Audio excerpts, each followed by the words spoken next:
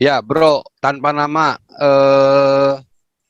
apa yang mau ditanyakan soal Yesus dan soal Kristen yang kamu ingin tahu kan? Tanya aja sebebas-bebasnya. Oke, terima kasih. Sebelumnya saya minta maaf saya nggak berani open cam ya karena privasi ya. Ya nggak apa-apa. Yang penting hatimu terbuka. Ya karena hati saya terbuka lah, makanya saya masuk ke sini. Iya, oke. Apa mau ditanya, bro? Cuma kegelisahan aja sih. Apa yang membuatmu gelisah? Ya, apa yang kamu gelisahkan, bro? Ya, jadi begini. Saya ini bukan bukan debater. Saya cuma penikmat YouTube. Jadi ada beberapa konten yang saya ikutin, cuma saya nggak pernah ikut-ikutan masuk kayak gini. Cuma malam ini saya memberanikan diri. Oh ya. Jadi yang kita ketahui kan di Indonesia lah khususnya ya. Ada beberapa keyakinan yang diakui oleh pemerintah. Iya. Kan gitu.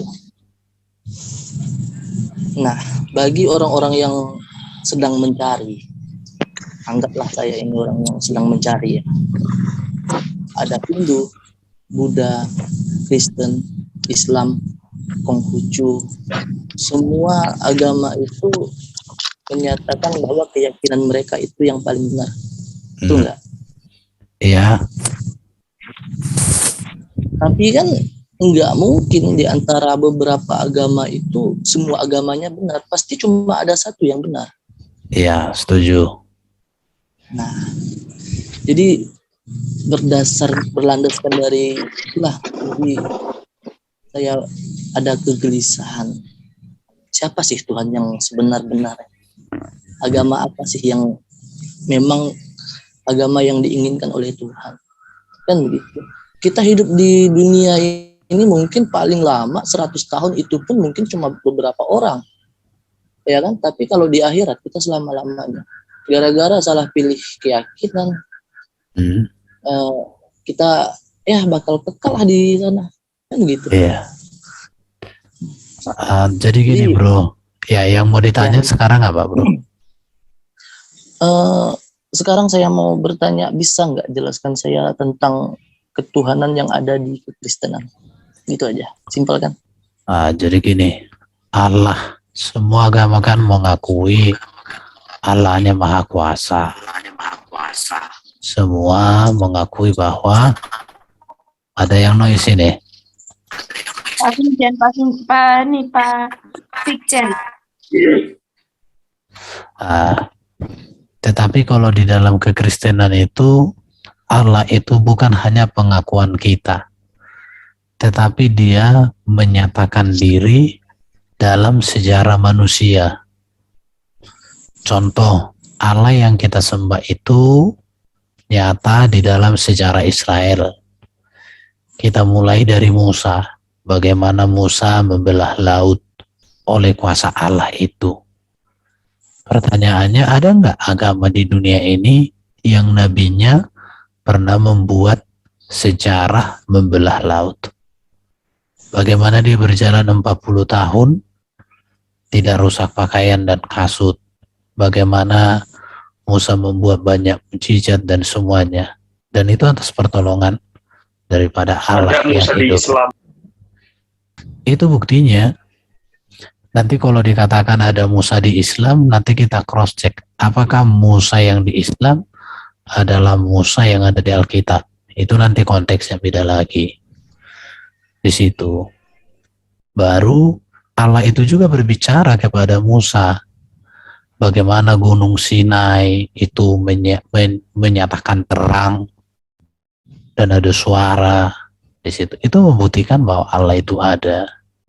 Bagaimana Allah itu mengutus para malaikat untuk memberikan kebenaran, untuk menyertai manusia. Itulah Allah yang benar. Dan hebatnya lagi bagaimana Allah itu mengutus firman-Nya hadir dalam rupa manusia, itulah Yesus. Hal-hal seperti ini tidak ada di dalam agama lain. Semua itu hanya katanya, katanya, katanya. Itulah yang menegaskan bahwa Allah di dalam ajaran Kristen itu adalah Allah yang nyata, Allah yang real. Di situ, bro. Sekarang bro posisinya sebagai agama apa, bro?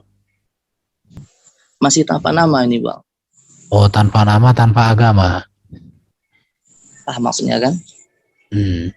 Jadi kalau seperti itu sudah menjadi dasar pertimbangannya, bro, untuk merenungkan siapakah kekristenan ini.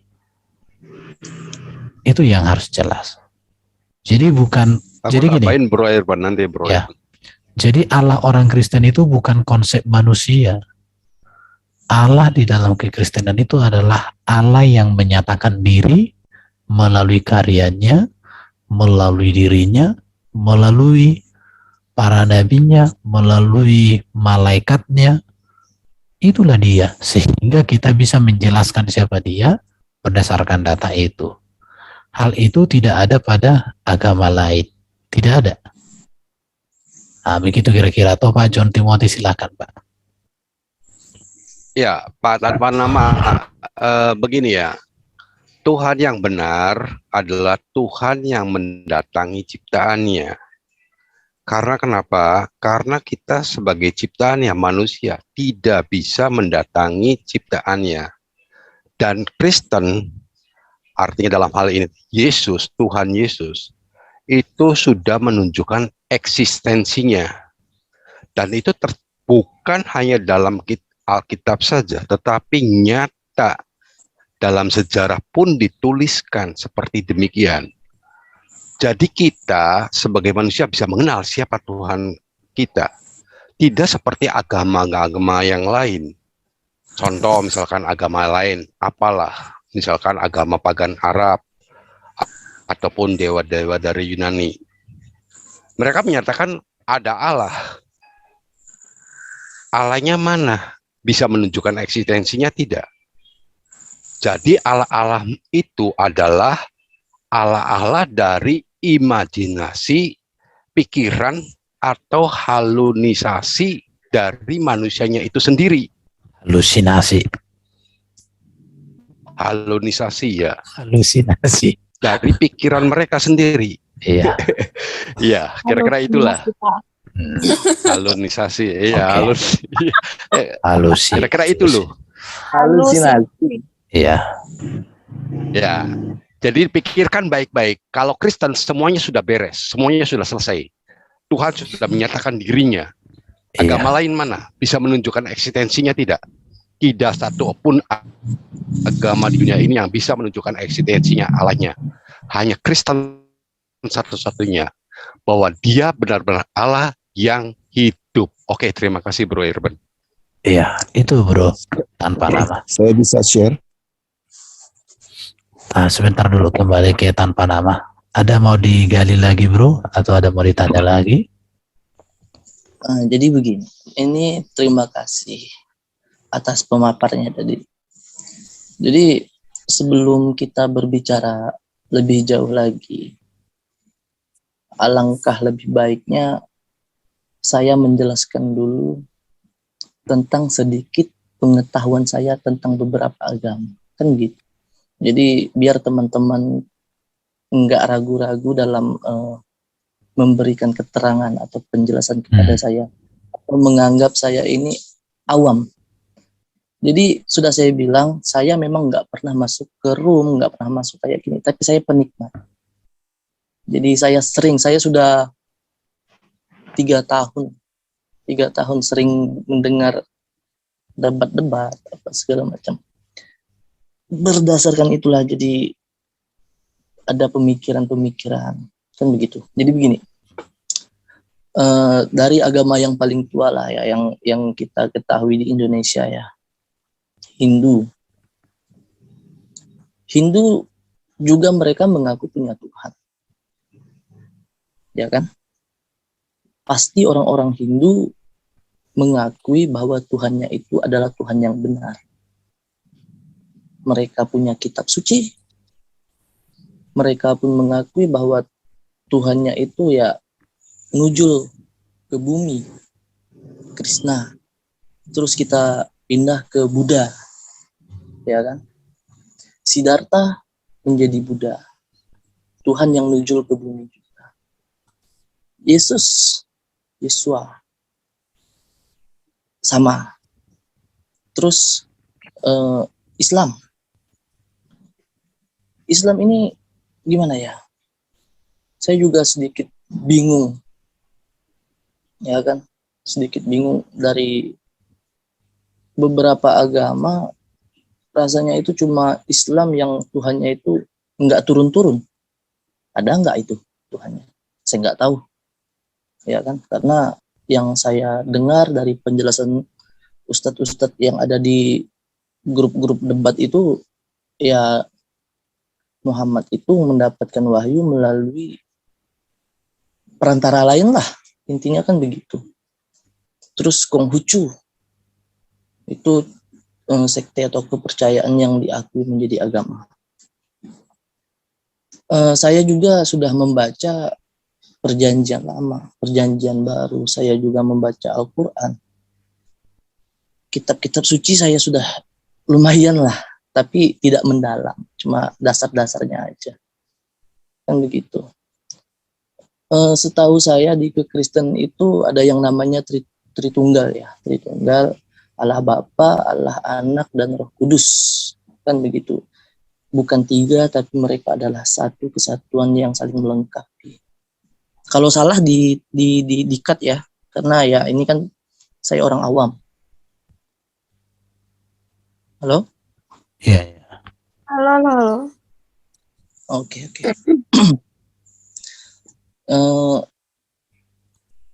Perjanjian lama itu menceritakan tentang bakal turunnya Tuhan yang berbentuk manusia. Kalau nggak salah itu dia ada di Yesaya.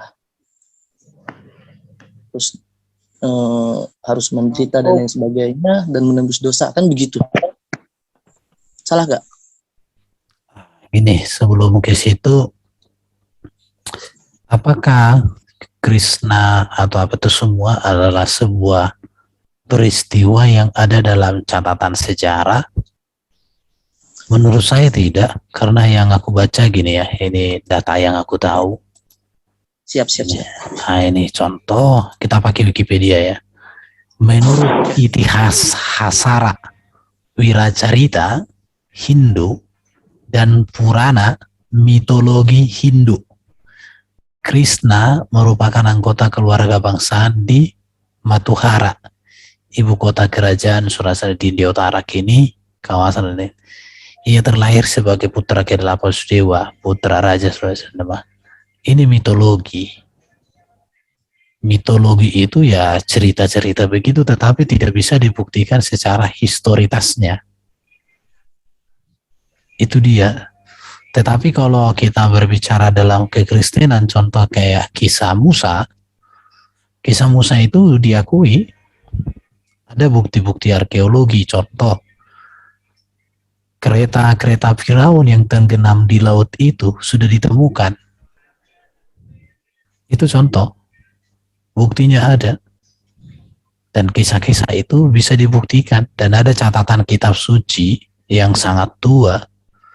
Dan itu terlihat dalam sejarah. Tetapi kalau Krishna ini, ya ini mitologi Hindu. Jadi sekarang kita mau percaya cerita yang real atau yang tidak. Kembali ke cerita. Kalau Wiracarita itu ini artinya ini. Epos atau epik adalah sejenis karya sastra tradisional yang menceritakan kisah kepahlawanan. Epos ini sering diletakkan dalam bentuk syair. Jadi apakah ini cerita nyata, real? Ya beda lagi ceritanya kan. Nah, itu jadi harus masuk ke situ dulu. Nah, itu yang pertama. Kalau di dalam kekristenan, Tritunggal itu kan hanya sebuah istilah yang menjelaskan tentang bagaimana sih Allah itu. Jadi pada dasarnya iman Kristen itu percaya kepada Allah yang Esa. Tetapi bagaimana Allah yang Esa itu?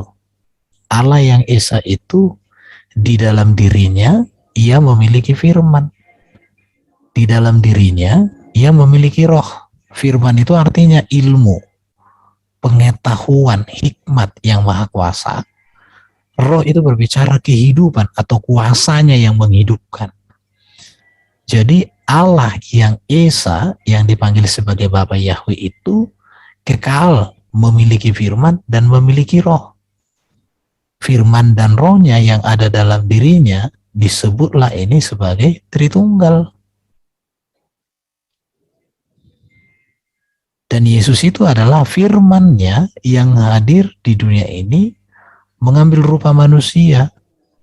Maka dia disebut anak Allah. Jadi anak Allah untuk Yesus itu menegaskan bahwa dia datang dari Allah. Dia berasal dari Allah, firman-Nya Allah itu sendiri. Dan Roh Kudusnya adalah rohnya sendiri yang mendiami kehidupan setiap orang percaya. Tapi ada pertanyaan orang, ketika Allah mengutus firman-Nya menjadi manusia, apakah Allah kehilangan firman? Tidak. Mengapa bisa demikian? Karena Allah Maha Kuasa. Maha Kuasa itu artinya tidak dibatasi oleh ruang dan waktu, tidak dibatasi oleh keadaan apapun. Dia dapat mengutus firman-Nya menjadi manusia tanpa dia kehilangan firman. Dia dapat mengutus rohnya mendiami kehidupan orang percaya tanpa dia kekurangan atau kehilangan rohnya. Karena ukuran yang kita bisa pakai kepada Allah itu kan bukan ukuran manusia. Kalau manusia fana terbatas, sedangkan dia maha dalam segalanya, dalam hal yang kudus tentunya. Nah, di situ bro.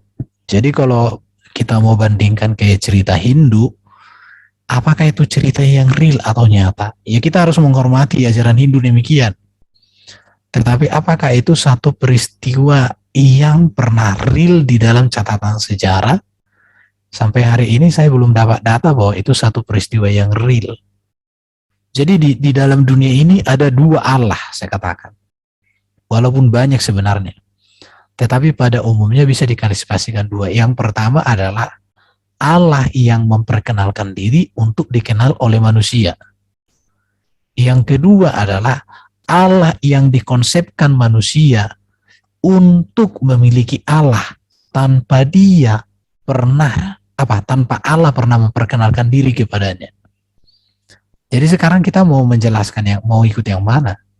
Allah yang hadir menyatakan diri, mewahyukan diri kepada manusia, atau manusia mengkonsepkan Allah itu berdasarkan kemampuannya berpikir, berdasarkan kemampuannya menghayal, berdasarkan kemampuannya berilusi, berdasarkan kemampuannya menalar.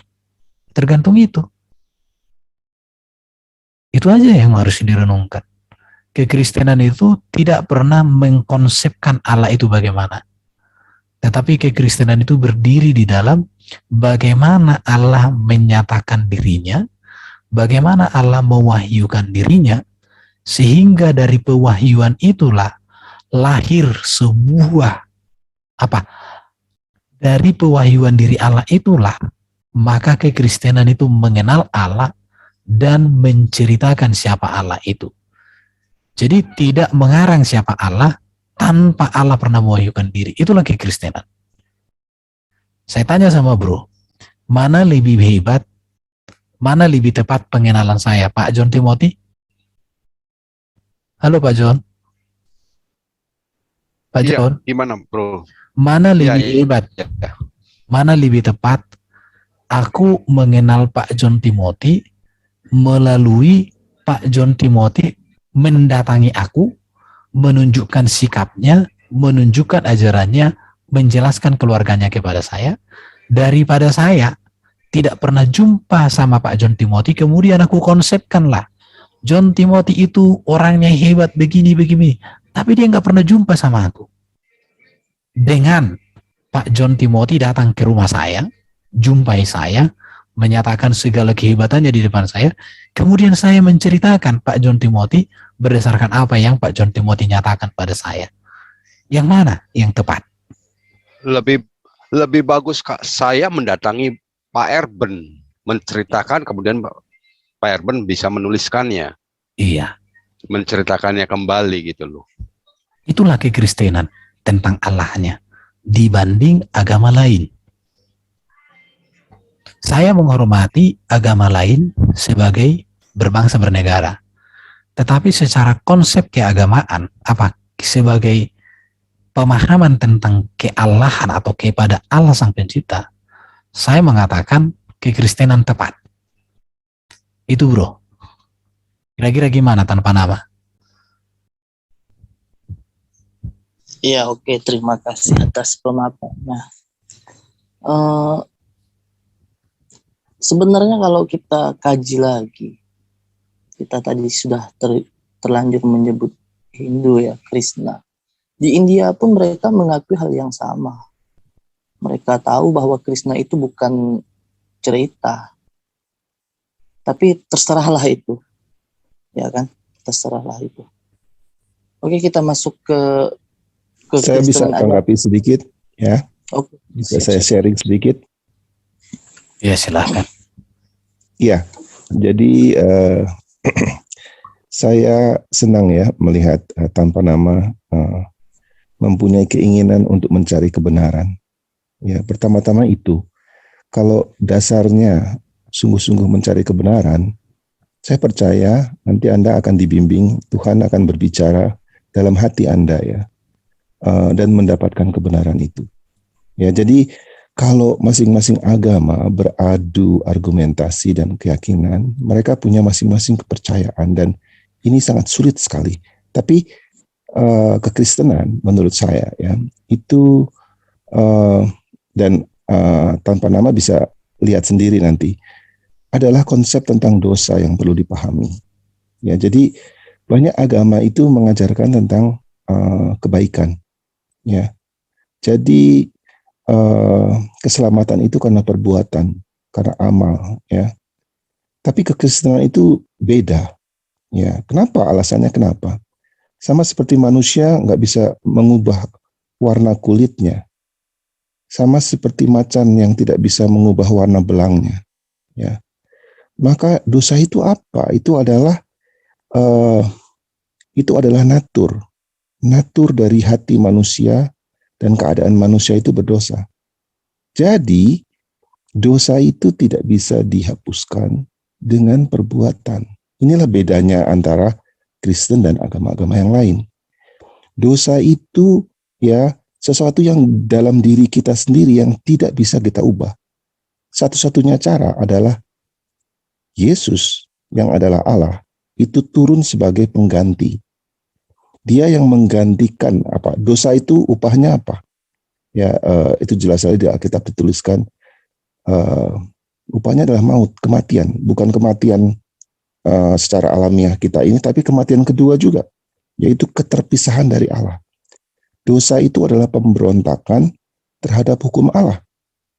Jadi hanya Dia yang setara dengan Allah yang bisa menebus.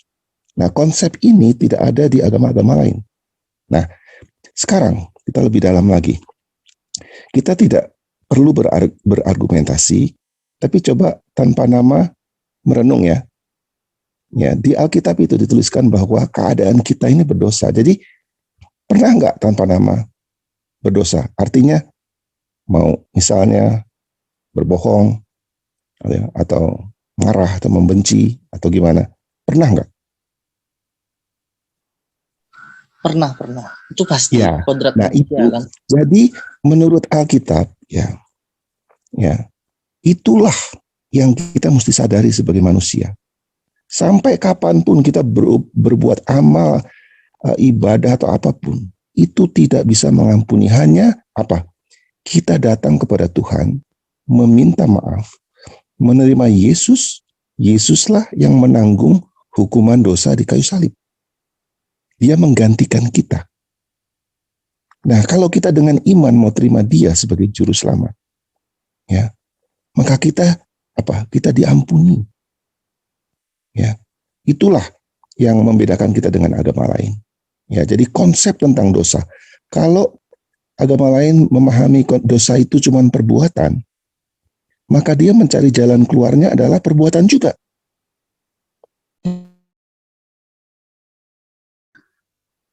Halo? Ya, so. Silakan Pak, tanpa nama dulu mungkin menanggapi Langsung Pak. hilang.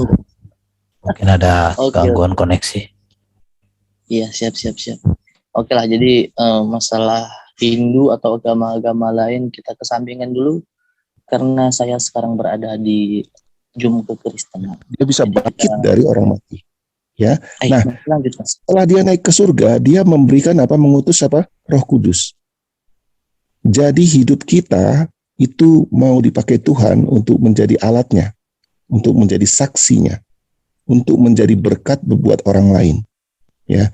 Nah, inilah satu-satunya yang tanpa nama bisa merenung ya. Ya. Jadi agama Kristen bukan berdasarkan perbuatan. Perbuatan tidak pernah menyelamatkan. Hanya Yesus Sang Allah itu ya.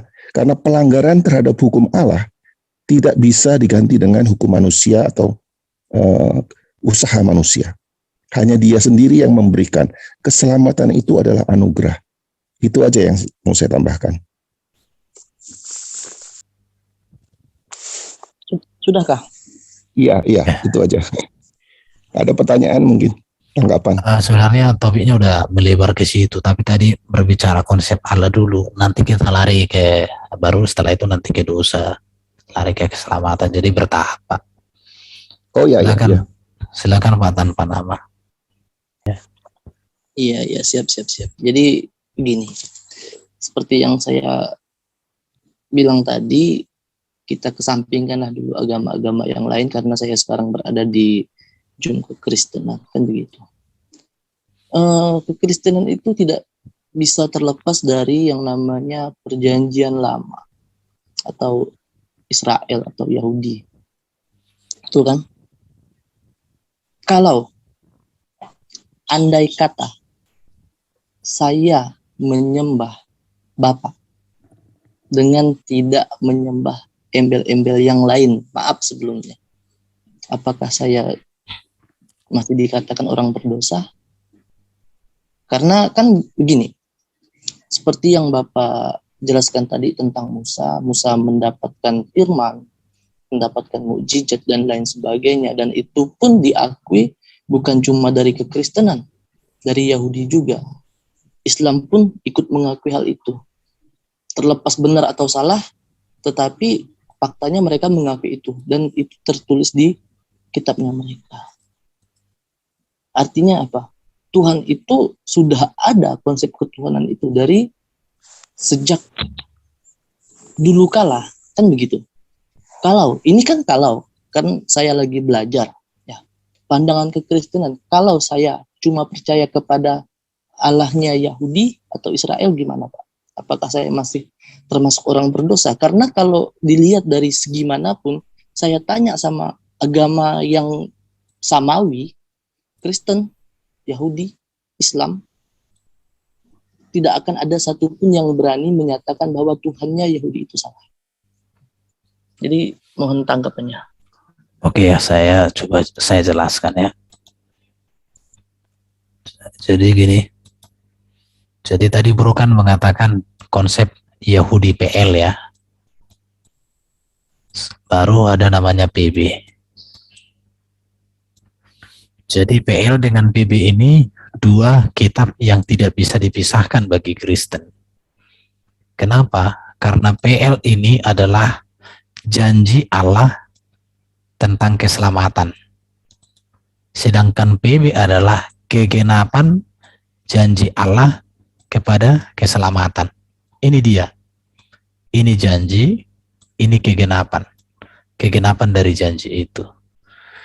Bro sudah mendengar janji Allah di PL.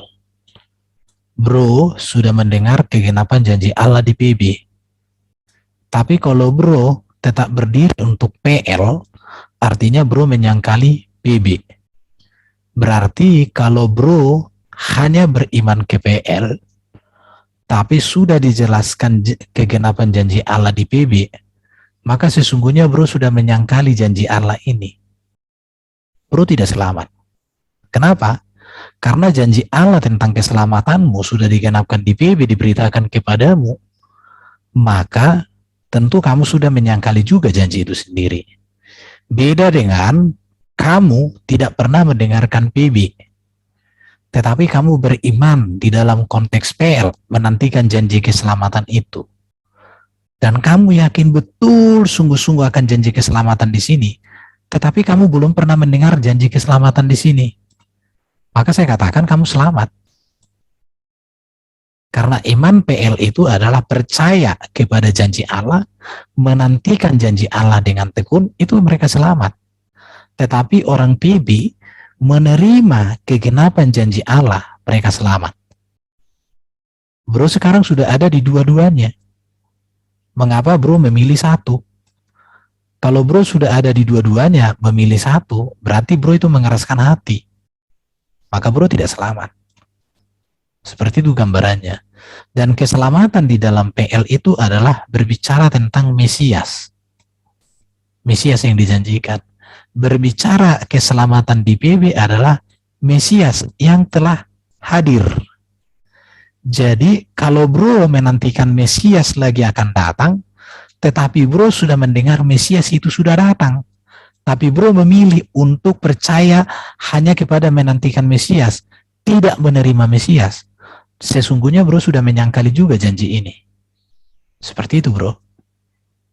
Bisa dipahami nggak kira-kira? Bisa. Seperti itu. Jadi umat PL itu selamat menantikan Mesias mereka. Maka keselamatan di dalam PL itu adalah percaya kepada Allah dengan menantikan janji Allah. Itu dia. Makanya di dalam Matius 27 ayat 51 sampai 53 jelas, orang-orang PL yang menantikan kedatangan Mesias sudah dibangkitkan oleh Kristus. Itu membuktikan bahwa Yesus Mesias yang dijanjikan di sini. Di sini. Begitu bro. Jadi keselamatan dalam ajaran Alkitab itu sistematis. Jadi ada namanya itu pewahyuan progresif. Seperti itu. Oke, terima kasih. Jadi setiap argumen saya pasti ada alasan. Kan begitu. Jadi begini. Dengan argumen yang saudara sampaikan tadi, menyatakan ini kalau ditembak secara langsung, artinya orang-orang Israel Yahudi itu tidak selamat. Salah nggak? Israel Yahudi yang mana dulu? Ya, yang Yahudi sekarang, karena menurut datanya kekristenan Sekarang Yahudi itu. Gini. Kita kan ini bahas kasustik ya. Bahas kasustik itu kita harus bahas kasusnya. Jadi gini, kalau kita bahas kasus tapi kita tidak mengerti kasus, kita menduga-duga kasus. Yang namanya menduga-duga kasus itu nanti kita larinya ke debat kusir. Saya nggak berdebat nih Bang. Iya, kita nanti diskusi kusir, artinya tidak ada dasar. Iya, tidak ada dasar dan tidak ada tujuan kita, tidak ada nilainya. Kenapa? Karena kita tidak mau bahas yang mana.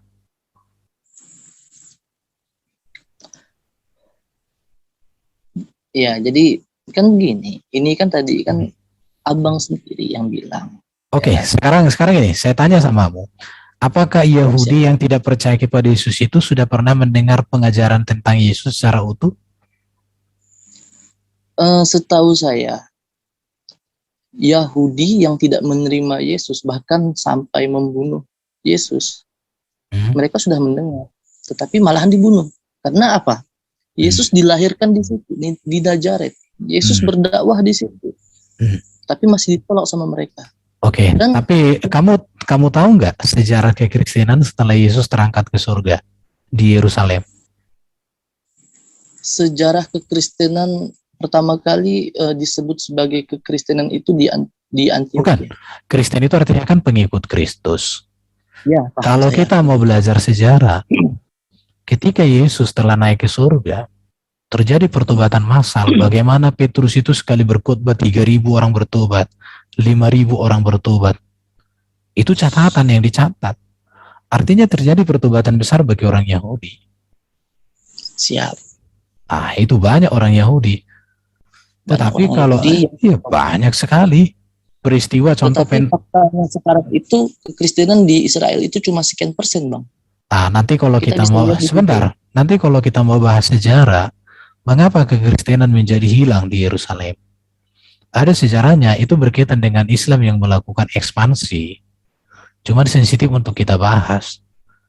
Ada sejarahnya itu di Al-Hayat Islam Indonesia. Islam itu masuknya itu kan sekitar tahun 600 Bang. Sedangkan di Justru Yahudi itu. Sampai tahun sebelum datangnya Islam kan kekristenan berkembang di Timur Tengah sana. Sampai ke Eropa, ke Afrika. Itu Matius sudah pergi memberitakan Injil ke Afrika, ke Ethiopia. Ya tapi kan semuanya sudah, itu dibunuh. Bang. Loh, walaupun termasuk Paulus kan dibunuh. Mereka artinya apa? Ada perlawanan, Bang. Loh, siapa yang membunuh? Loh, kan emang Paulus dibunuh. Semua rasul-rasul itu dibunuh. Iya, mereka semua dibunuh. Tetapi apakah ada perlawanan, Bang? Perlawanan ketika ya jadi begini. Bentar. Jadi gini ya. Kamu kalau memahami konteks sekarang, kamu harus memahami sejarah secara dulu dari dulu. Kalau di Yerusalem itu sudah pernah menjadi daerah Kristen itu, Yerusalem. Mayoritas Kristen dulu di sana. Tapi setelah datangnya Islam diekspansi, terjadilah perubahan. Bahkan pernah sampai orang Yahudi tidak ada lagi di sana sejak tahun 70. Tetapi Kristen berkembang loh.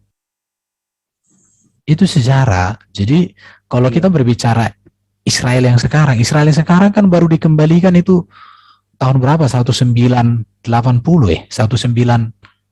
makanya 67. Lebih dulu. Ya 67. Ada peperangan 6 hari itu. Iya, paham saya itu. Jadi sejarah itu artinya gini, jangan kita potong kompas. Bahkan orang-orang Yahudi yang ada di Rusia, yang ada di Ukraina, yang ada di Jerman, yang ada di Amerika, banyak Kristen. Contoh, 65% penemu-penemu yang mendapatkan Nobel penghargaan dari PBB itu beragama Kristen. Tetapi kalau dicek, itu mereka banyak orang Yahudi. Einstein tidak ada agama, Bang. Orang Yahudi dengan agama Yahudi beda. Ya, Einstein tidak ada agama. Einstein Yahudi juga, Bang. Iya, makanya kan aku bilang ateis berapa persen? Maksudnya orang Yahudi. Iya. Jadi saya bilang sama 65% itu Kristen. Dan di dalam 65% itu banyak Yahudi. Setelah Kristen, baru Yahudi. Setelah Yahudi, baru ateis. Islam itu 0,1% dari semuanya itu. Jadi artinya di sini kalau kita mau belajar itu, menurut saya ya, contoh ya 12 murid Yesus itu orang Yahudi, 70 murid Yesus itu orang Yahudi. Alkitab itu ditulis oleh orang yang Yahudi, jadi kita tidak bisa mengesampingkan itu. Makanya kalau ditanya bagaimana dengan orang Yahudi, bagaimana mereka kalau tidak percaya kepada Yesus? Saya tanya, apakah mereka tidak percaya kepada Yesus sudah pernah menerima pengajaran yang utuh tentang Yesus? Atau mereka tidak pernah menerima?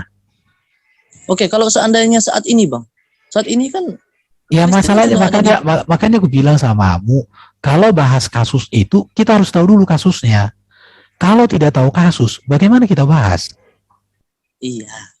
Contoh, ada satu persoalan, kita tidak tahu masalahnya, kita bicarakan. Ya kita bicarakan sesuatu yang tidak kita tahu. Maka dasar kita bicara tidak ada, tujuan kita bicara tidak ada. Artinya kita membicarakan sesuatu yang sia-sia. Begitu. Kecuali kalau kamu tunjukkan contoh ini Yahudinya. Dia sudah pernah mendengar Yesus. Oh belum pernah. Tapi iman Yahudi, PL. Pertanyaannya sejauh mana dia memahami PL? Apakah dia sudah diajarkan betul dengan PL itu? Sampai ke situ kita harus teliti dulu. Oh dia nggak percaya Yesus, orang PL aja dia nggak pelajari bagus. Oke, maka sekarang kita perkenalkan PL dengan bagus. Itu namanya kalau bahas kasus. Contoh, ada orang Yahudi di sini. Ya datanglah di ke sini. Mengapa kau nggak percaya Yesus? Iya, karena saya percaya kepada kitab Taurat. Kitab kami, PL aja cukup. Nanti saya tanya, bagaimana kamu memahami Yesaya 53? Sampai sekarang orang Yahudi, ya tentang Mesias yang menderita untuk mengampuni dosa. Bisa dibacakan, Bang? Iya, kita nggak usah lari ke sana dulu, terlalu jauh untukmu. Tanya aja yang lain. Kecuali kalau kecuali saya tambahin dikit, iya. Bro Irban, bisa nggak? Bentar. Kecuali Ya. kalau ada orang Yahudinya kasusnya detail seperti ini, kita bisa beda kasusnya, baru kita bisa tanggapi. Tapi kalau kita tidak ada kasusnya yang jelas, kita hanya berasumsi, bagaimana kita membahas sebuah asumsi? Ya nanti asumsi dibalas asumsi, yang ada jadi berbicara, jadi kayak asumsi semua, jadi kayak banyak asin nanti. Oke, silakan Pak John Timothy. Ya, tanpa nama untuk Yahudi sekarang ya, mereka sudah banyak yang mengakui Yesus sebagai Tuhan. Contoh yang paling gamblang sekali itu beberapa minggu yang lalu, kalau Pak tanpa nama pernah mengetahui channel dari Red Judaism, dia aliran Judais, tapi dia mengakui bahwa Yesus adalah Tuhan. Tetapi mereka tidak berani mengakui secara terang-terangan. Kenapa? Karena mereka diuber-uber dengan Judaisme yang asli gitu loh. Banyak aliran di Israel yang Judaisme mengakui sekarang Yesus sebagai Tuhan. Kalau Pak tanpa nama penasaran, Bapak bisa menontonnya di YouTube. Ada itu videonya. Kebetulan waktu itu dibahas secara mendetail face to face gitu loh di channelnya FIC kebetulan, dan di FAM sendiri juga kan ada Kemarin ada itu apa Rabi Mesianik, apa iya apa Yudaisme Mesianik, ya, itu Yudaisme Mesianik. Jadi sekarang Yudaisme Mesianik juga sedang berkembang, bro. Jadi jangan dulu kita langsung memvonis begini-begini. Ini semua sedang berjalan, ini semua proses. Karena Yesus mengatakan tanda-tanda hari zaman itu pohon ara akan bertunas, melembut. Itu berbicara Yahudi. Mereka akan menerima kembali kepada Yesus. Itu janji, itu nubuatan. Oke, silakan bro. Tapi kalau kita bahas yang sudah real aja, yang jangan kita membahas sesuatu yang menurut saya nanti jadi kayak hanya membahas asumsi kita, supaya diskusinya maju. Oke, terima kasih. Ya, sebelumnya saya minta maaf. Jadi begini, Bang. Saya ini kan orang yang lagi mau belajar. Iya, nggak Yang kita apa-apa. ketahui, ya, yang saya ketahui itu kan akarnya itu kan dari Israel. Yesus orang Israel. Kan begitu. Salahkah kalau saya bertanya tentang itu? Karena kan di situ akarnya, Bang. Kalau kita langsung ambil pucuk, kita nggak melalui pohonnya, nggak mungkin sampai, kan gitu, Bang. Nggak mungkin kan tiba-tiba Abang bilang, oh ini Yesus Tuhan. Langsung ke Yesus Tuhan. Padahal Yesus itu punya ceritanya, Bang. Ceritanya di mana? Ceritanya di Israel. Dinabuatkan di mana? Di Perjanjian Lama. Jadi saya pikir untuk orang yang seperti saya yang lagi belajar, wajar kalau saya bertanya hal itu. Tapi kalau saya dibatasi dalam pertanyaan, bagaimana saya bisa tahu? Masa saya cuma percaya aja ini Tuhan, udah. Sekarang aku tanya sama kau, sejauh mana kau mempelajari PL, memahami PL, kan begitu. Itu dulu supaya jangan tanggung. Baru Iya, kalau kan iya, kalau kamu bertanya kan ada takarannya, ada dasar bertanyanya, bro. Baru kalau kau bahas orang Yahudi, sejauh mana orang Yahudi itu memahami PL sehingga dia tidak percaya kepada PB. Jadi namanya bahas kasus. Rasanya lucu, Bang, kalau orang Yahudi nggak ngerti PL. Loh, gimana sih, bro? Lah, emang faktanya kan makanya saya bilang, orang Yahudi adanya di sana, kejadiannya di sana. Kan lucu kalau Abang bilang orang Yahudi tidak mengerti PL. Contoh ya, Yesaya 53. Iya, siap. Ini anti dibaca oleh orang Yahudi. Dalam satu video, ketika ada orang Yahudi membacakan Yahudi Mesianik, membacakan Yesaya 53 ini di depan umum, diusir. Wih, diusir. Itu, Bang. Ya itu, makanya saya bilang, kalau diusir, ada videonya itu, ketika dibacakan Yesaya. Artinya mereka tahu. Bukan mereka tahu. Mereka menolak. Mereka tahu dan menolak, itu dia. Nah, itu Artinya Ah, mereka tahu sekarang ini, Bang. Kalau iya. ada orang Yahudi yang membaca Yesaya itu, mereka diusir. Artinya apa? Mereka sudah tahu dengan arti di dalam Yesaya itu. Kan begitu. Jadi gini ya, makanya saya bilang, mereka tahu Yesaya 53 ini, tapi mereka menolak. Artinya mereka Apa? masuk neraka. Ya pasti mereka nggak selamat, orang mereka menolak firman Allah. Ya benar. Yang saya bilang tadi, artinya Yahudi itu masuk neraka.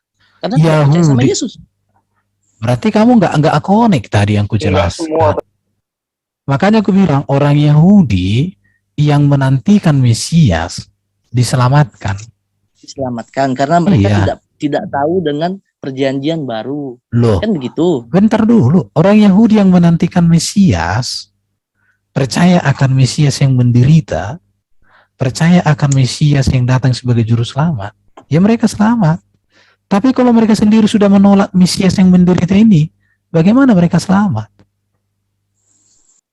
Contoh ya, Oke lah. contoh saya kasih samamu. Kamu percaya, ibaratnya kamu seorang anak, kamu percaya sama bapamu. Tapi kamu nggak percaya kepada bapamu. Kamu tahu dia bapamu. Tapi kamu nggak percaya kepada kata-katanya. Bagaimana? Makanya saya bilang, jadi ini, Kata-kata yang nggak masuk akal gimana, Bang?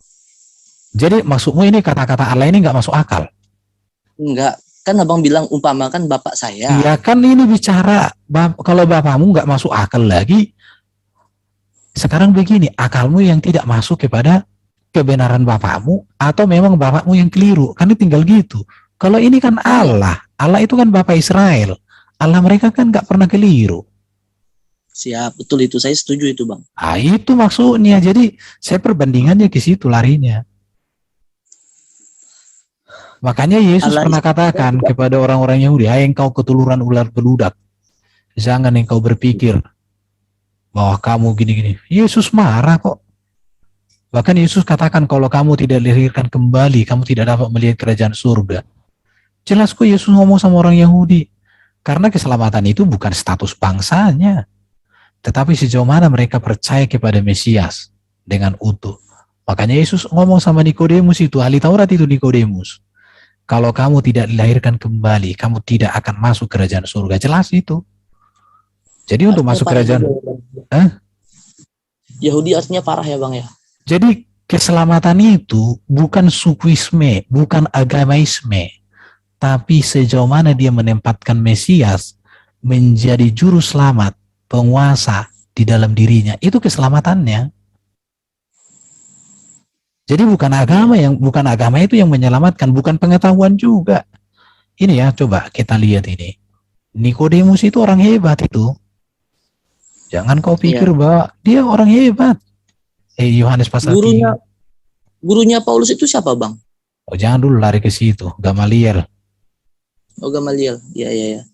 Enggak, biar saya ingat, Bang. Nah, Ya ini. kan saya ada ilmu kan begitu. Ini saya tunjukkan. Ini seorang ahli Taurat ini. Tegas kok Yesus ngomong ke dia. Adalah seorang Farisi. Ini lihat ini ya. Pemimpin agama Yahudi. Lihat ini ya. Farisi itu ahli Taurat itu, Farisi. Pemimpin di agama Yahudi. Ia datang pada waktu malam kepada Yesus. Malam dia datang. Rabi, katanya, kami tahu bahwa engkau seorang guru yang diutus Allah, sebab tidak ada seorang pun yang dapat mengadakan tanda-tanda yang kau adakan itu, jika Allah tidak menyertainya. Lihat di sini gelarnya. Seorang Farisi, ya, baru pemimpin agama ini. Pemimpin agama, bukan kaleng-kaleng. Tapi apa kata Yesus? Apa kata Yesus di sini? Aku berkata kepadamu, sesungguhnya jika seorang tidak dilahirkan kembali, ia tidak dapat melihat kerajaan Allah. Ayat 5, aku berkata kepadamu, sesungguhnya jika seorang tidak dilahirkan dari air dan roh, ia tidak masuk dalam kerajaan Allah. Ini tidak berbicara pengetahuan loh ini. Keselamatan itu bukan berbicara pengetahuan, bukan berbicara jabatan keagamaan, tapi sejauh mana dia menempatkan kebenaran di atas segala-galanya dalam hidupnya. Mengetahui itu beda dengan mengimani, bro. Mengetahui itu beda dengan mengalami. Ini, jadi keselamatan itu ini dia. Keselamatan itu harus dilahirkan kembali. Harus dilahirkan dari air dan roh. Ini keselamatannya. Maka Jadi apa Yesus, Bang yang terjadi? bentar, Apa ayat yang 7. terjadi? Janganlah engkau heran karena aku berkata kepadamu, kamu harus dilahirkan kembali. Yesus ngomong ini kamu harus dilahirkan kembali kepada siapa? Pemimpin agama Yahudi. Sebagaimana kepintarannya, Farisi. Hafal dia titik komanya Alkitab itu. Jadi di situ, makanya saya katakan, biar orang Yahudi hafal kitab suci, tapi kalau nggak mengerti kebenaran Allah secara utuh dan menempatkan Allah itu hidupnya, ya gimana bisa? Ini jelas. Bisa dipahami, bro? Oke, mungkin Bisa Bang, teman-teman. tapi ada jadi tanda tanya Bang. Iya, tanda tanyanya di mana? Jadi begini Bang, kita tahu orang Yahudi ini orang pintar-pintar kan Bang, penerima Nobel dan segala macam. Kan udah kusampaikan tadi sama kamu. Keselamatan itu bukan Iya. pengetahuan. Ini lihat ini, Iya, bukan jabatan agamawi. iya paham saya. Ya itu dia. Jadi nggak usah kau persoalkan itu. Ini seorang Farisi dan pemimpin agama ini. Jadi bagaimana kalau nggak boleh dipersoalkan Abang bawa ini? Ya Saya karena nggak boleh bertanya. bukan itu. Pertanyaannya jangan balik ke belakang. Pertanyaannya harus maju. Nah, kalau saya belum mengerti, Ya, artinya jawaban yang tadi itu yang harus kamu ulangi mengerti. Bukan membuat pertanyaan mundur ke belakang. oke siap Bang, siap Bang. Iya, kalau kau tanya lagi ke belakang sudah terjawab, itu namanya nggak maju. Kan kita Iya, bisa saya iya silahkan. Iya, tambahkan sedikit. Iya, jadi tadi ada pertanyaan yang belum dijawab juga dari misalnya kalau kita menyembah Bapa. hilang lagi nih suaranya. Nggak ada suara Bang. Iya, bagaimana saya bisa menghayati Bang? Suaranya nggak ada. Halo? Nah, jadi kalau menyembah Bapa nggak percaya kepada Yesus, bagaimana mungkin kita menyembah Bapa tanpa percaya kepada Yesus? Kan tidak mungkin. Itu sesuatu hal yang tidak itu hal yang mustahil. Sama seperti begini, kita percaya Jokowi presiden kita, tapi itu kita nggak melakukan apa yang dikehendaki Jokowi.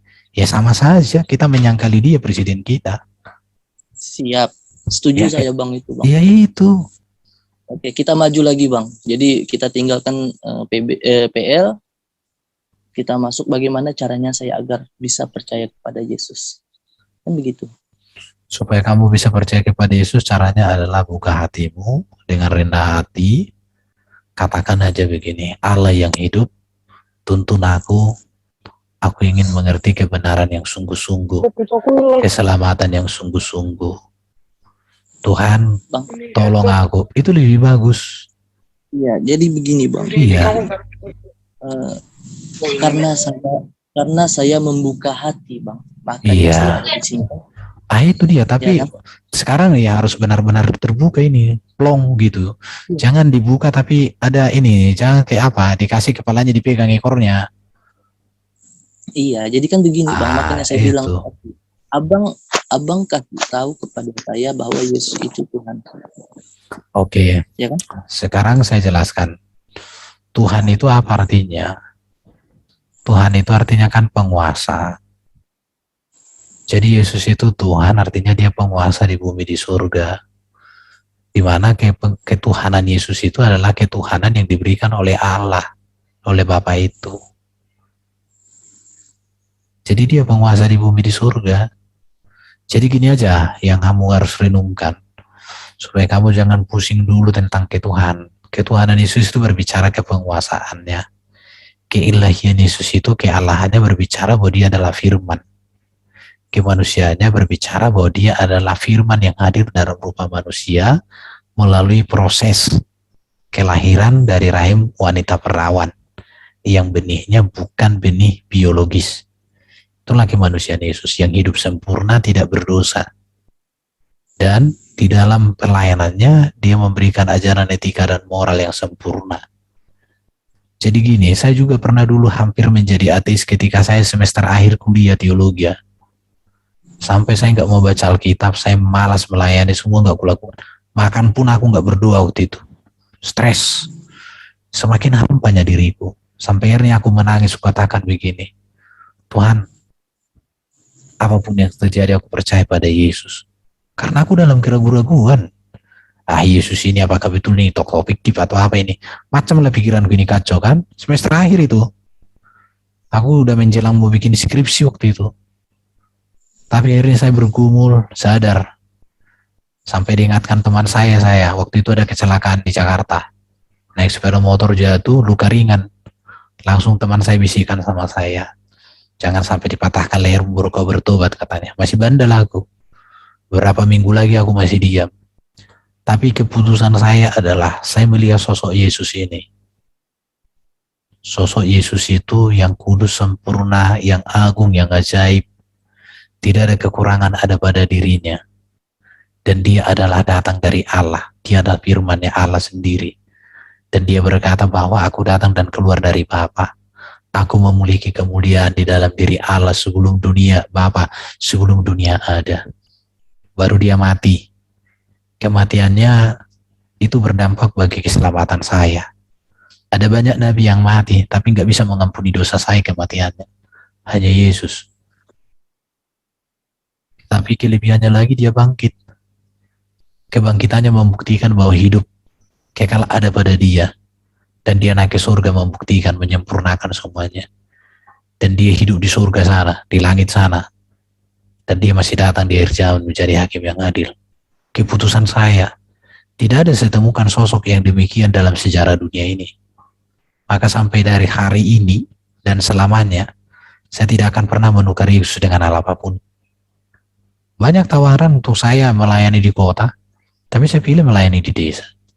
Banyak tawaran untuk saya melayani gereja besar. Saya pilih melayani tanpa terikat organisasi. Kenapa ya? Karena saya mengerti siapa yang kupuji. Yesus itulah. Jadi kalau kamu percaya kepada Yesus, kamu pelajari aja sosok Yesus itu. Ketuhanannya itu berbicara ke penguasaannya. Itu ya. Keallahannya berbicara bahwa dia adalah firman. Ketuhanan Yesus artinya yang pertama dia berkuasa mengampuni dosa. Dia berkuasa mengalahkan iblis, dia berkuasa menyelamatkan kita, dan dia berkuasa atas seluruh hidup kita. Pertanyaannya, adakah manusia, nabi, guru, atau apapun yang punya kuasa seperti Yesus? Tidak ada. Ya sudah, jangan ragu lagi sama Yesus. Makanya saya selalu katakan, kalau sudah ada Yesus yang mengalahkan iblis, maka jangan lagi ikut nabi yang masih bersahabat dengan iblis. Kalau ada Yesus yang sudah mengalahkan kematian, maut, jangan ikut lagi nabi yang masih dalam kuburan, yang tak jelas akhir hidupnya. Kalau ada Yesus yang sudah naik ke surga, jangan ikut nabi yang masih di kuburan dan masih menantikan juga dibangkitkan.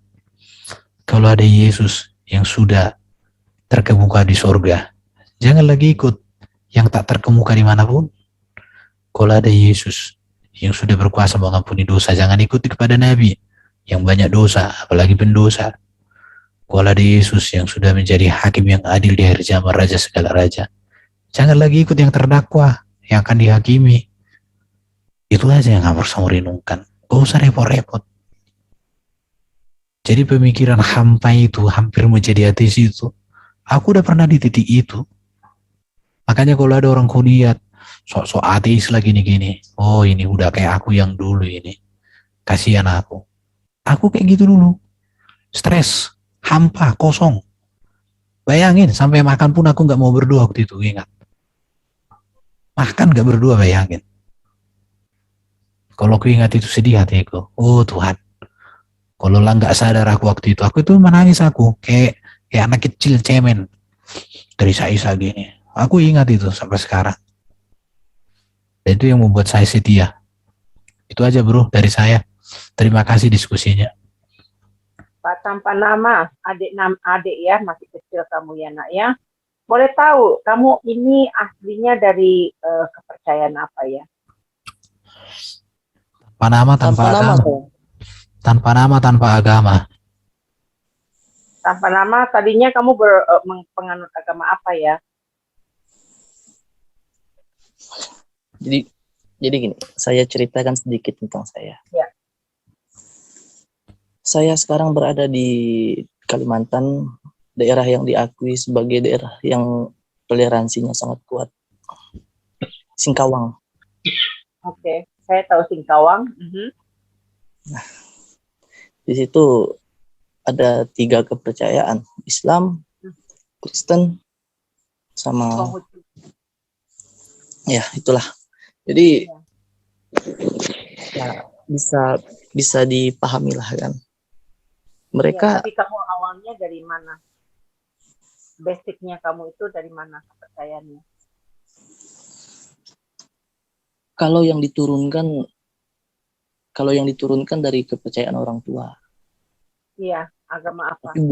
tapi bukan yang dipilih, kan begitu. Iya betul, saya mau tanya agamanya apa yang diturunkan dari orang tua. Buddha. Oke, Buddhis ya.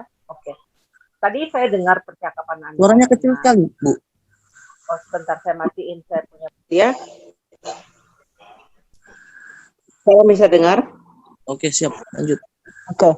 Tadi saya dengar percakapan kamu dengan yang lainnya mengenai ini. Saya lihat kamu sudah tercemar dengan pemahaman Yahudi. Apa kamu membaca buku-buku Yahudi?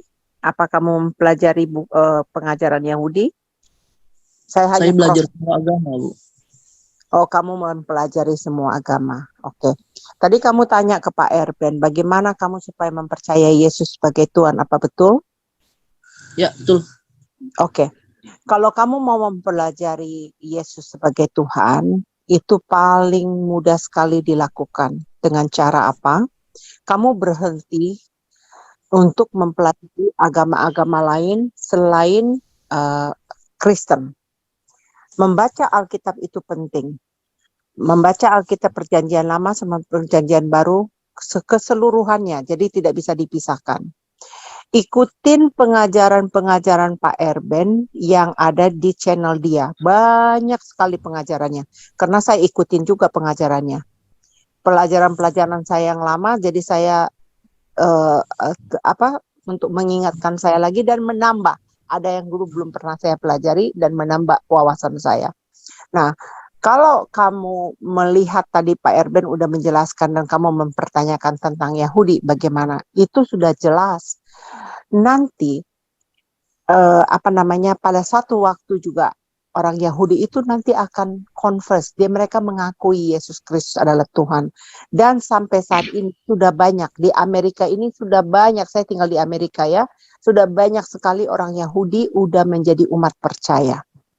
Jadi, dasar pertama kita mempercayai Yesus sebagai Tuhan, yaitu karena dia hanya satu-satunya yang bisa menyelamatkan. Jadi banyak yang mengatakan Tuhan, tetapi hanya satu Tuhan yang bisa menyelamatkan kita, yang kita kenal di dalam nama Yesus, karena dialah yang menyelamatkan kita.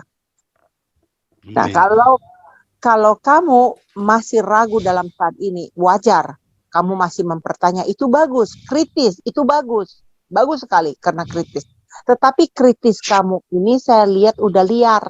Maaf ya, saya menyimak dari itu udah liar. Dalam arti kamu udah kesana kemari tidak mau fokus tentang hanya mempelajari firman Tuhan aja dulu.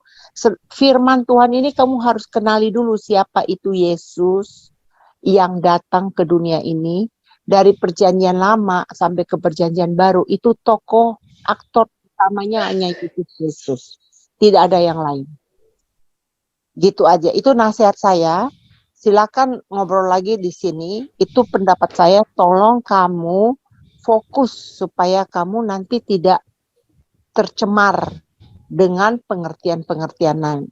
Dari pembicaraan saya ada yang bisa diterima atau ada yang mau kamu sanggah? Sebentar, Bu Heni teman-teman, baru tanpa nama, aku izin live ya, karena aku jam 11 sebenarnya udah dibatasi. Oke, Pak Erben, thank you Pak Erben. Sampai ketemu lagi Pak John Timothy sama Bro Tanpa ya, tanpa nama ya. Besok-besok, shalom. Besok-besok nanti kita bikin breakout room atau apa, bisa Bro diskusi panjang, diskusi santai, nggak apa-apa lah. Kalau ada yang kurang silakan ditambahi, kalau ada yang lebih silakan dikurangi. Silakan dilanjutkan diskusinya, saya izin pamit ya. Baik, Oke. baik. Terima kasih Oke. Pak. Baik, Makasih Bu Eni ya. Shalom, shalom. Ya sama-sama Pak. Selamat datang di Amerika.